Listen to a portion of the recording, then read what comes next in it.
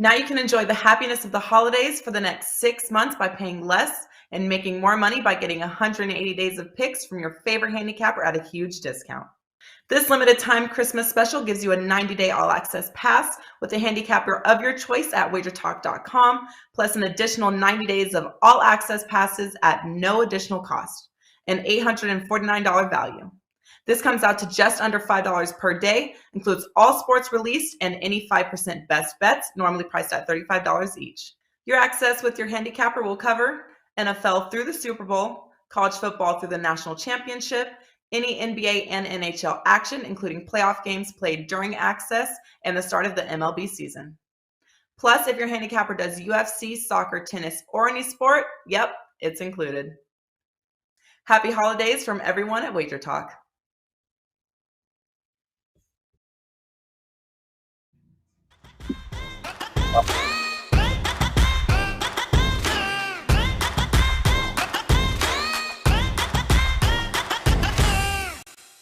Hey guys, welcome in and a happy Friday to you. December the 17th, and it has begun. That, of course, is bowl season underway currently right now as we come to you live, of course, powered by WagerTalk.com. But have no fear, we got plenty more bowl games coming up, including both the Orange and Cotton Bowl here to determine who will be a national champion. We'll have that for you.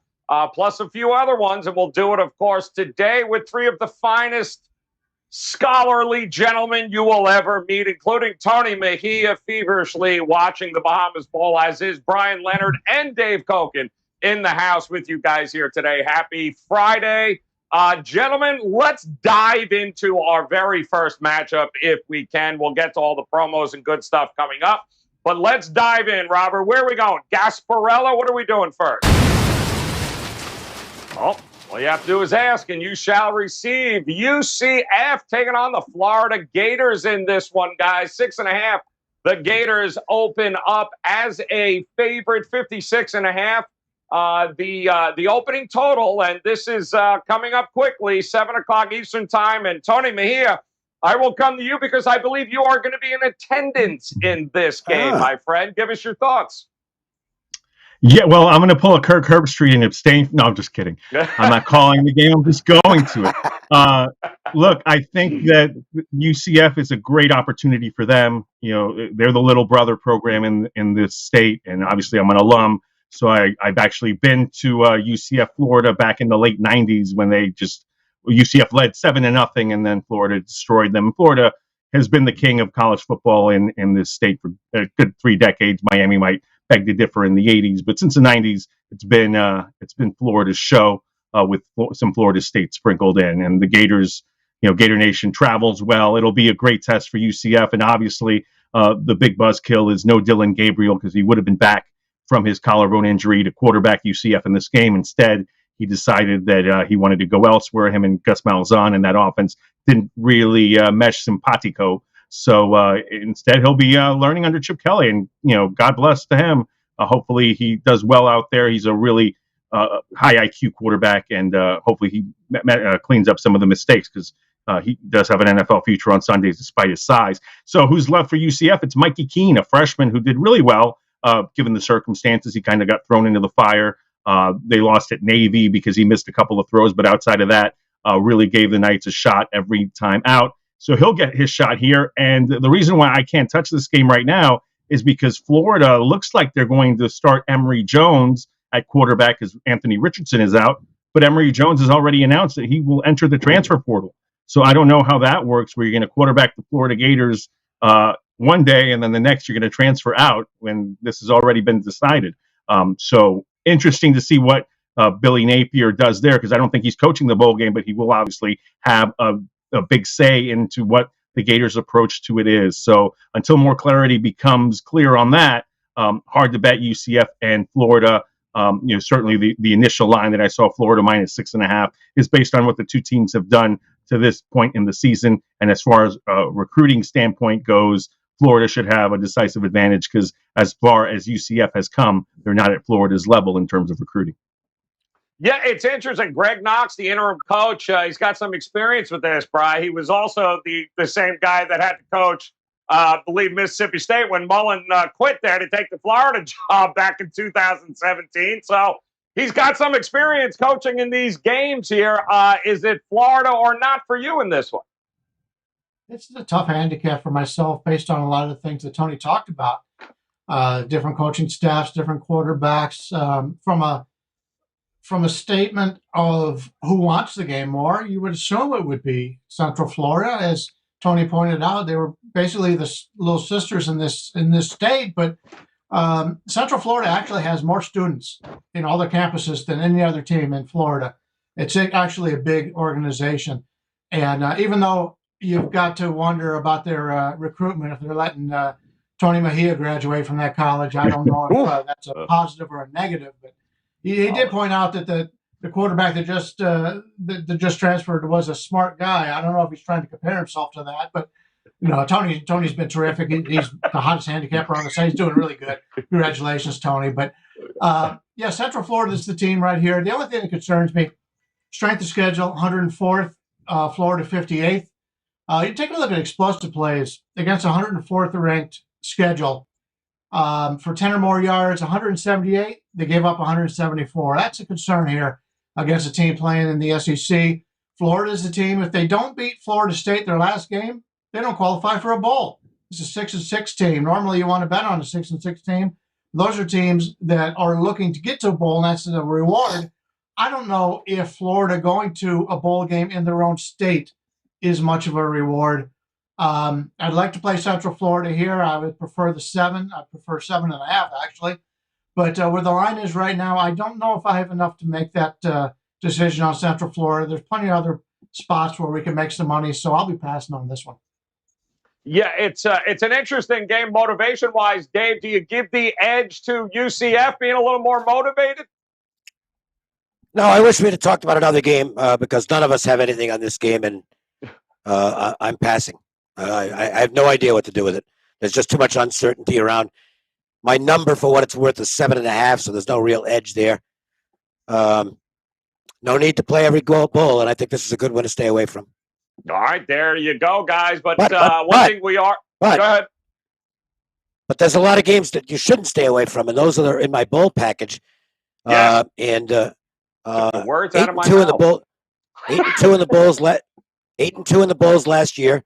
I think I might be off to a 1-0 start. Middle Tennessee's looking pretty good. Small play, but a winner's a winner. The site-wide deal is $149. Any handicapper, you get that bowl package for $149. If you use the code BOWL2021 at checkout, for me, you save an additional $50. You'll get all my bowl plays, everything I've got, for $99. And I would like to think I'll do as well as I did last year. Yeah, it was ticket cashing last year, guys, 8-2. And by the way, $149 for all access for both Tony Mejia and Bryan Leonard. No coupon needed. Just visit their pages at WagerTalk.com. All right, let's dive in. Bowl number 2 here. I feel like we've had another Frisco, haven't we? Go ahead, Robert. What do we got? Oh, the Frisco Football Classic. I feel like we've done Frisco before. Let's take a look here. Miami of Ohio opens up as a 4.5 favorite. Over North Texas, 52.5 as a total. Boy, North Texas really finished the year strong here, Bryan Leonard. What do you think? Do you like them rolling into the bowl game against Miami of Ohio? Yeah, I like the way that Dave finished off the last one where we didn't have much of an opinion. There are opinions on this game, and I think the wrong team is favored here. North Texas will be playing really close to where they normally play. It's a home game, basically, for them. When you take a look at North Texas, they had to finish the season winning 5 straight games in order to go bowling. That was something that had to have been a motivation for them, even though they are staying in their home state, to be able to go from where they started off, winning the first game against Northwestern State, then losing SMU, UAB, Louisiana Tech, Missouri, Marshall, Liberty. Those are some pretty good football teams. A lot of those in the bowl games. Then they finished the season off strong. It's a team that has done better on the road than Miami has. Miami's only won one road game all season long, and that was at Ball State. In the game, they had a +2 turnover margin. If I'm a Miami, Ohio alumni, nothing against Texas, the people of Texas, but the last place I want to go during a COVID outbreak is to Texas. Right now, the rodeo was just here in Vegas, and you would normally see cowboys with masks on. The only masks on they had were they're trying to rob the gas station out here in Las Vegas. I went to many things going on this week, and the Dallas hockey game and all. Nobody from Texas is wearing masks, so the people from Ohio going down there, they're asking for trouble. And to go to Frisco, Texas, I don't think there's going to be many people there. So from a crowd standpoint, North Texas should have a huge advantage from a crowd standpoint, being close to where they're at. The motivation is there for North Texas. And to be totally honest with you, I'm surprised Miami, Ohio's favored in this game. I know the line's moved about 1.5 points. To me, North Texas is the better team. They're highly motivated in this game. And Miami losing to Kent State in overtime for the chance to go to the championship, that hurt. So Miami's got other things on their mind. North Texas, this is their game to win. I like North Texas here. They win this game straight up. They are certainly going to run the ball, Dave. They are right along the lines. Army, running the ball, top 5 team this year. What do you think we see here against Miami of Ohio? Well, one thing that I'll disagree with on Bryan's commentary is the mask thing, because all the players in this game will be wearing masks, face masks. Face masks. Everything else I agree with. What's interesting on North Texas is that I made a bet against them in week 5 or week 6. I think it was, I don't remember who it was. It might have been Rice I took against them. And part of the reason I made the bet was that the rumors were swirling that the North Texas coach might not even finish the season. He was definitely on the hot seat. The boosters weren't happy. The team was going nowhere. And they won that game, and I don't think they've lost since. So he's not on the hot seat anymore. There's a nice angle involved here with teams that are 6-6 and off a win. Now, both teams are 6-6, but off a win is meaningful because the team has momentum, and they want to get a winning season. You get a win here, you're 7-6, and it's a nice way to finish the season. I think at this point in time, North Texas is a better team than Miami. They've got a ton of momentum.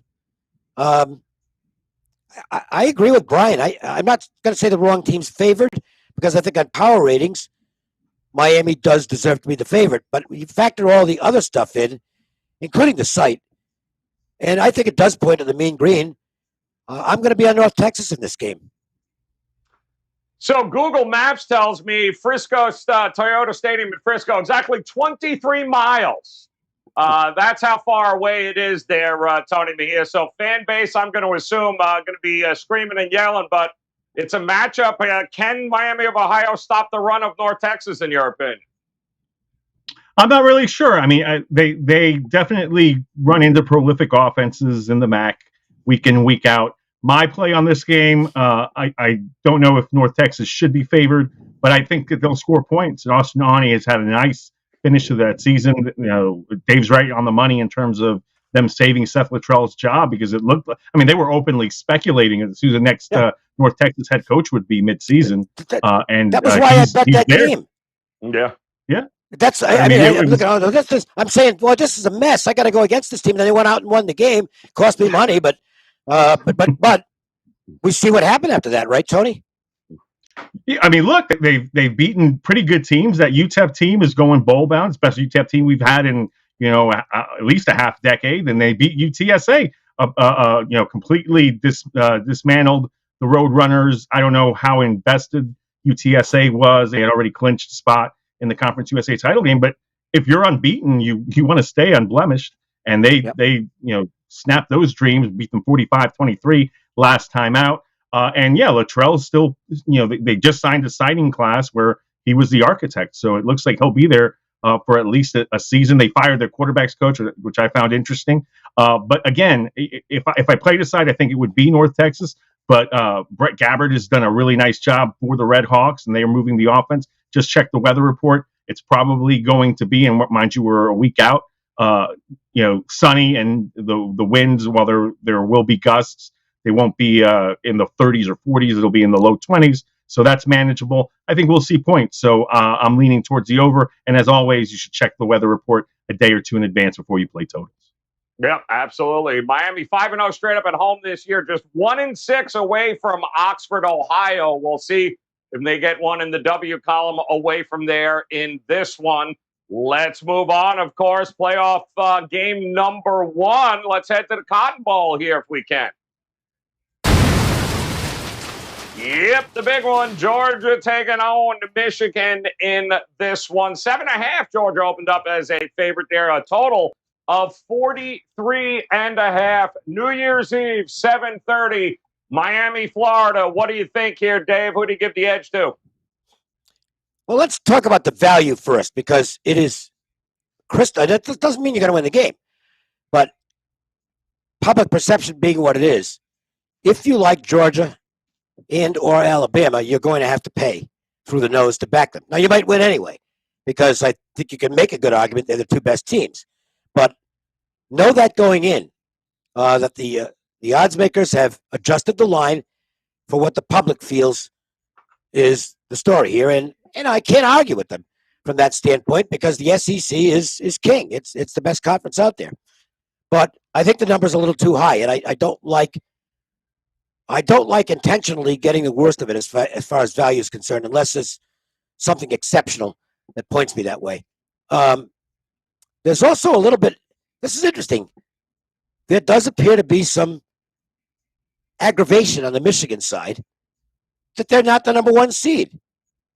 And I can understand from a logic standpoint what they're saying. It's like, hey, wait a minute. We won our conference. We won our conference championship. We only have the 1 loss. Georgia didn't win their conference championship, and Alabama lost a game. Why are they ranked ahead of us? I don't think it's that big a deal. I'm not saying I agree with it, but looks like the Michigan troops are using that as additional motivation. What I will say, as far as Michigan's concerned, is that they are playing really good football right now. I don't think they're as good as Georgia, though. Now, the one thing that really troubles me on the Georgia side is the quarterback position. You got the game manager, but he's not very good. And the other kid has the capabilities of lighting up the scoreboard, but he's also more mistake prone. I don't know what Kirby Smart's got to do there. I think he'll go with the game manager myself and rely on the defense. I think Georgia wins. I'm not willing to lay the points, though. I hate to take a pass on the title games, but I suspect that's what I'm going to end up doing, because I just can't lay as many points as I'm being asked to lay. And I don't play college football teasers. So for just opinion's sake, I'll give you Michigan plus the points, but I'm not going to bet it. What do you think here, Tony Mejia? It's more than a touchdown for Georgia. You agree with this line, or how you looking at this game? I mean, look, the line is what it is. They've illustrated it exactly right in terms of this is a line that probably should be no more than 7, and you're paying the extra half point, which is essentially a full possession, because popular sentiment is that Georgia will win this game, and SEC power and all of that. This is what I believe about Michigan. I don't want them, if they're down in this game late, if this is a 4 to 6 point game, because I don't trust Cade McNamara to get them into position. And from that standpoint, I think if you put Georgia in a position of power where they can come after you, knowing what you're going to be able to do, if this isn't a 1 possession game, then I think Michigan can be more mistake prone. I think Stetson Bennett will ultimately be the quarterback for Georgia instead of JT Daniels, which sets up for me the potential to go in on the under. And there isn't much room for error. It's 45. But these are 2 stout front sevens that I think both offenses are going to fear in terms of, let's not make a mistake. Let's not put our quarterbacks that we don't really trust in a position where they have to make throws.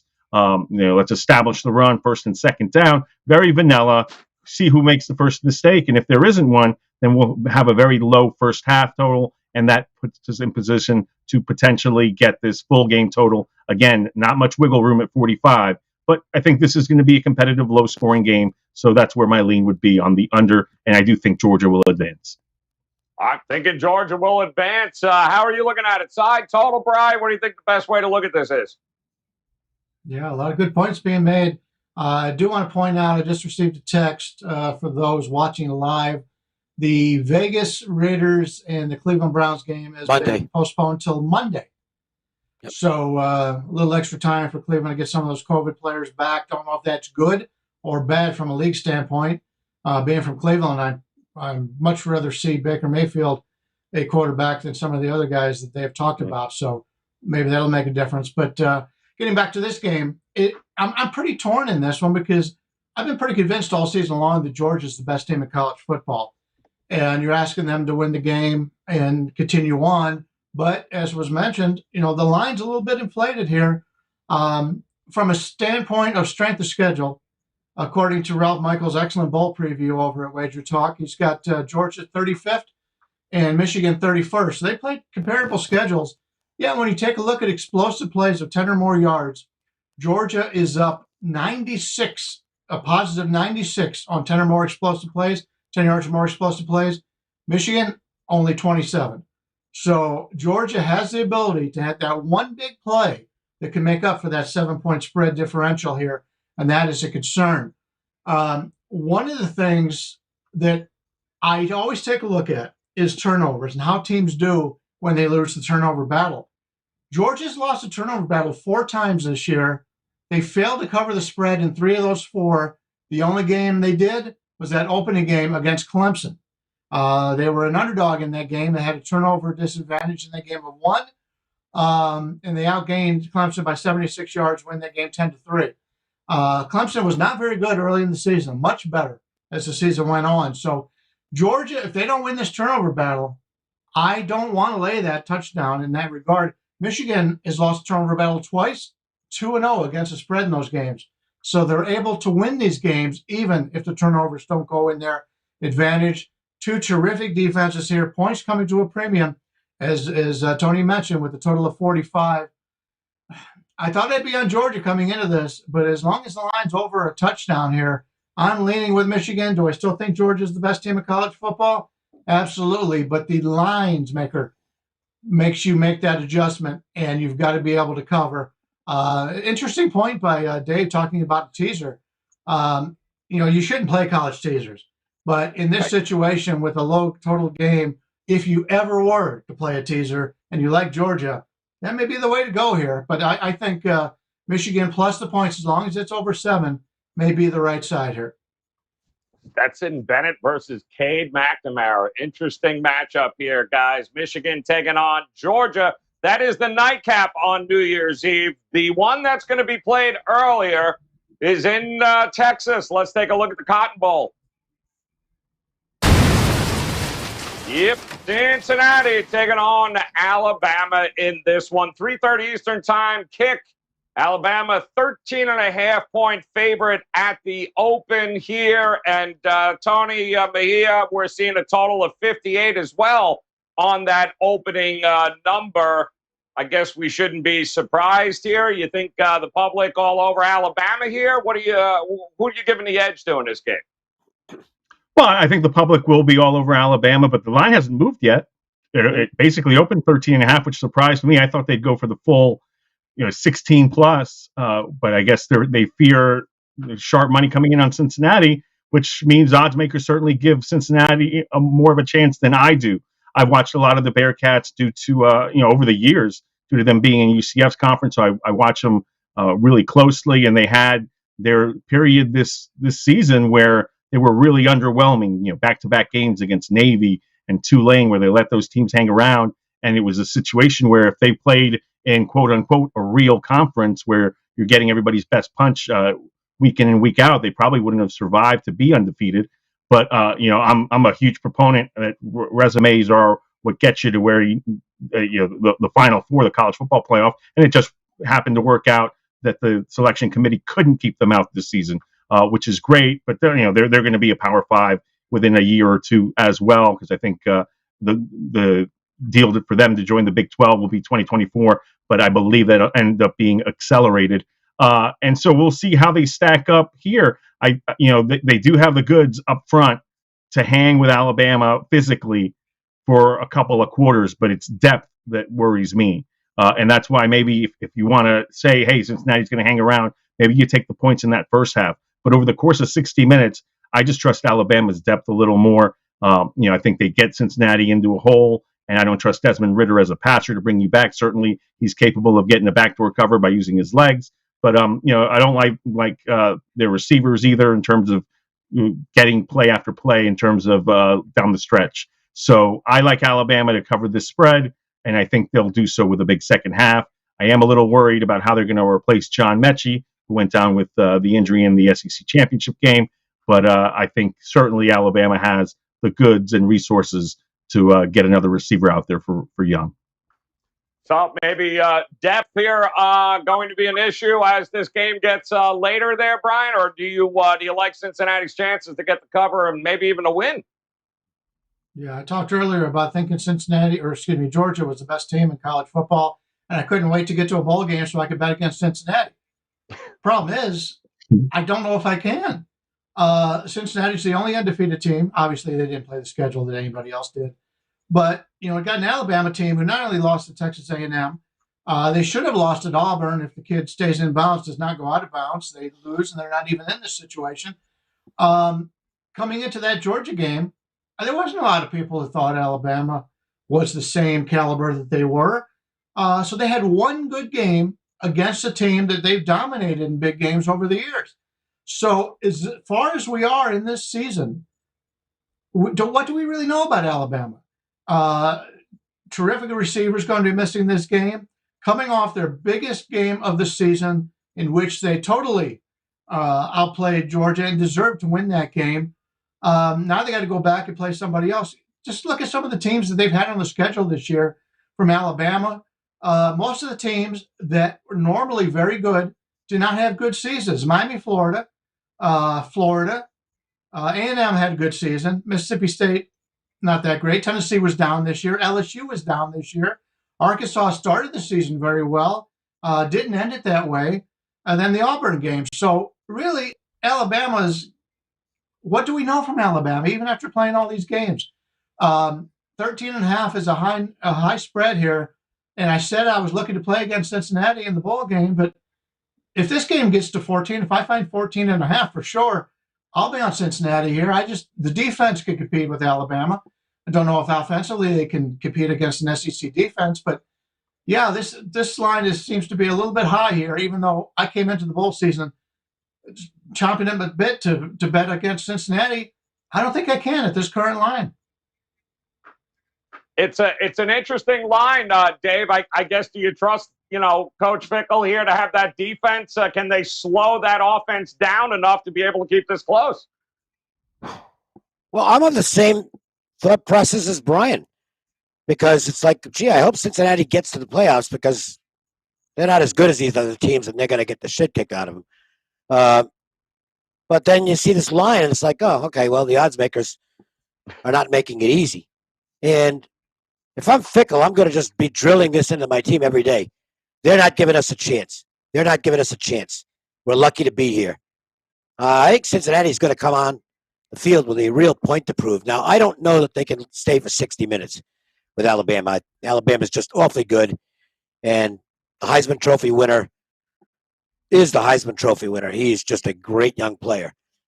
But I think Cincinnati is going to come out believing in themselves, and I think they've got a chance to hang early.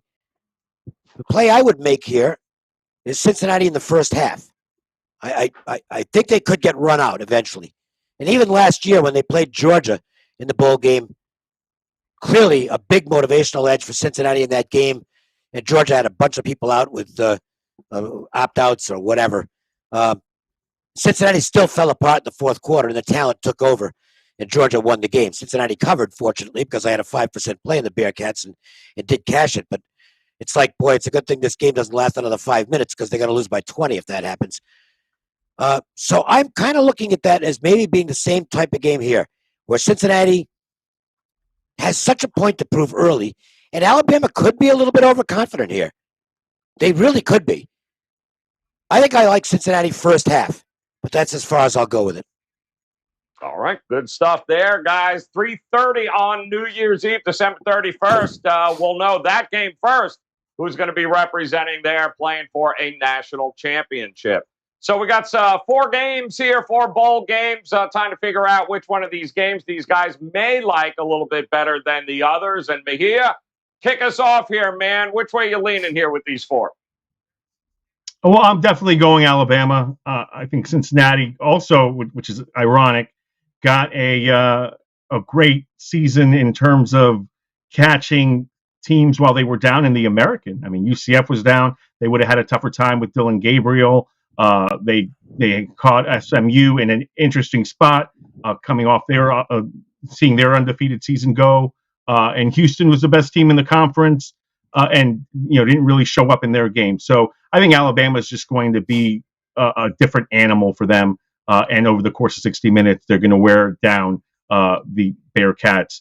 It was eye-opening to see what they were able to do against Georgia's defense. Georgia's defense is legitimately the best defense I've seen in a couple of seasons. And Alabama was able to break them for big plays. Again, worried that they don't have a dependable receiver like Mejia, but in Williams, they do have somebody that could take the top off the defense. And if they find some guys in the middle to move the chains and establish the run, I think Alabama wins the game by at least 17. All right, Alabama, it is there more than 13.5. How about you, Bryan Leonard? You leaning one way or the other with these? Yeah, I'll go with the North Texas. Talked about this earlier. I don't see the motivation for Miami to go to this bowl game in Texas right now. They're not going to have many fans. Huge advantage from the fan department for North Texas. And Dave pointed out that trend about winning your 6th game to be able to get to the bowl. That's something that's been very good. And as you see, they've turned their season around. They're winning 5 straight games. North Texas wins this game outright. That's my top play on the show. All right, North Texas it is. And Dave, which way are you leaning here with these games? What's going on in the Middle Tennessee game? It's over. The game went It's over. What's so Middle Tennessee won and covered? Tennessee State. 31-24. So that angle that we talked about a couple of times in this show is already off to a 1-0 start. Mm-hmm. Team that was 6-6 and coming in off a win with that great incentive, with momentum and incentive to end up with a winning record. And Middle Tennessee, big dog, wins the game outright. So 1-0, North Texas fits that same angle. See, and they get even more momentum than Middle Tennessee, I think you could argue, because their season was over in the middle of the season. Coach is about to get fired. And now here they are looking to keep a winning streak going. They've been making money for their backers like crazy. I think they've covered 6 in a row against the spread. I think they make it 7. I think it'll be a competitive game. I don't expect Miami of Ohio to get run out because they're probably a little better team. But I think North Texas is the way to play in this game, especially with a winning angle. And it's not one of those goofy angles where, play a team that's wearing brown uniforms on Tuesday or one of those stupid things. There is a reason that this angle works. And I think it'll work here. I'm with Bryan. I like North Texas as the best bet from those we're talking about here on the show. All right, good stuff, guys. A lot of different ways to be able to look at these 41 bowl games. One in the bag already here, guys, with Middle Tennessee. We got one dog already as an outright winner. We got another game here today at 6, but plenty more coming your way. You saw the code on the screen for Dave's bowl package right now. You can get $50 off with Bowl 2021. Use that code at checkout. And, of course, Bryan Leonard and Tony Mejia available right now. $149, guys. No coupon needed. Visit their page at WagerTalk.com today. Not to mention, of course, NHL, NFL. Got every sport under the sun available this weekend, guys. Great opportunity to hop on board. So there you got it here, guys. 4 games, 4 bowl games. 2 of those will determine who's going to play for a national championship. So on behalf of Tony Mejia, Bryan Leonard, and Dave Cokin, appreciate the support, guys. Of course, we'll be back again next week, getting ready for a few more bowl games that will be coming your way. Until then, best of luck with your plays this weekend, guys. We'll talk to you again next week.